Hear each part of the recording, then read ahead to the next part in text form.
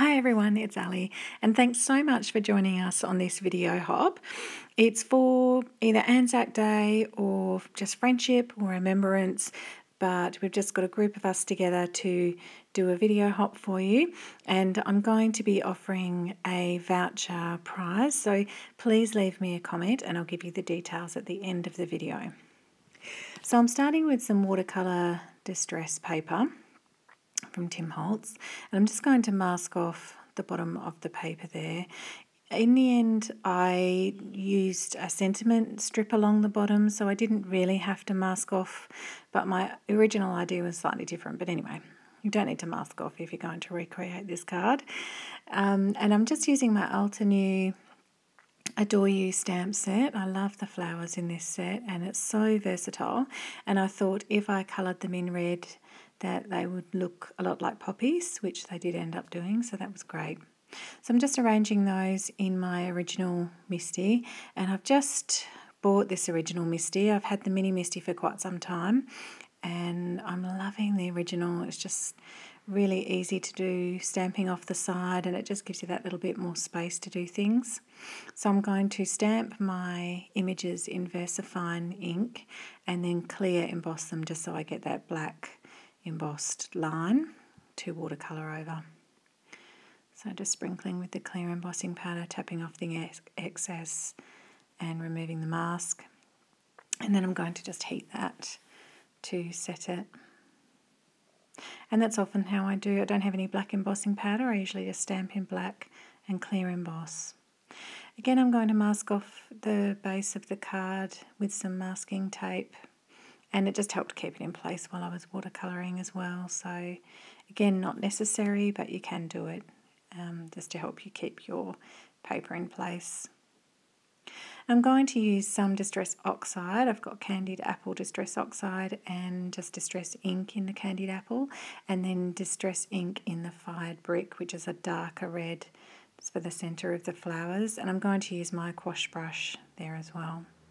And you can see I've used my palette side of my media mat, and I've had the media mat for a little while now and it's just been so fantastic. I'm really loving it. It's just really easy to keep clean. It's a great surface to work on. I love having that palette on the side, and I also use the mat, the mat that came with it that sits on the side there as well. But because I'm just using the palette today for the inks, I've taken that removable craft mat off that side. And as I said, I'm just using my gouache brush there to move the ink around, and I'm going between the lighter ink, the Candied Apple, and the darker Fired Brick in the sort of centre of the flowers or in the shadows. And I started out just colouring in the flowers, and I thought I just want a looser look, so I ended up covering quite a bit of the paper with the watercolour ink and then drying it off and then going back in and making the flowers a little bit darker because I quite liked that messy watercolour look. And so I'm just going back and forward between the colours and moving that ink around, spreading it a bit more if I think it needs a bit more spreading, and sort of squeezing some more water out of my brush as well if I needed more water on there. And then I'm just going to dry that off a little bit now and then go back in with the darker ink to try and get the flowers a little bit deeper in colour. And that's another thing I love about this mat, is you can just heat on it as well because it's the tempered glass. You can heat directly onto the mat. So I've got black soot there just to go in with the black colour into the centre of the flowers, and then just adding a bit more darker colour to the flowers as well, the darker red.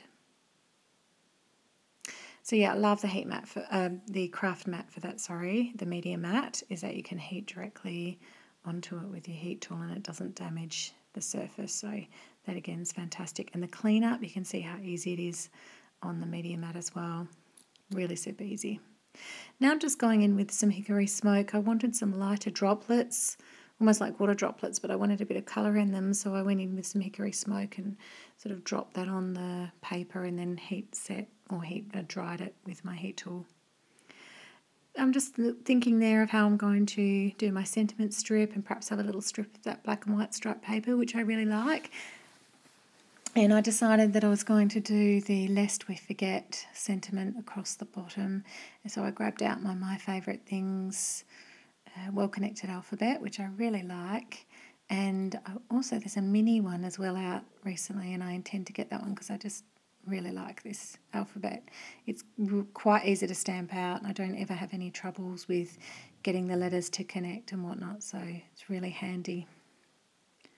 So then just stamping those out in my mini MISTI so I can double stamp each letter and get a nice image.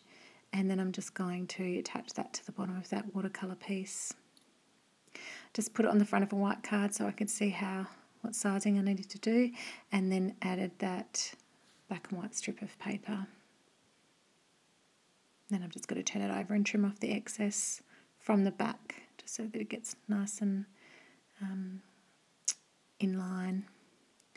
Now I'm just going to attach that onto the front of my card. And then I just decided that for a bit of dimension I would grab some Pretty Pink Posh water droplets, and I've got some larger ones and some smaller ones, and I'm just going to pop those on the front of the card as well. And that is pretty much it for the card. I hope you enjoyed it and that you give this a go, this technique. And please leave me a comment. I'd love to hear what you think. I really appreciate all comments and really enjoy that side of the YouTube videos, is chatting to people and replying to comments. And as I said, I'll have a voucher available from either the Scrapbook store for Australian residents or Butterfly Reflections Ink for overseas or US residents. So yeah, let me know which one you would prefer or where you are so that we can arrange that, and I will contact the winner. So thanks very much for watching, and I'll see you again next time.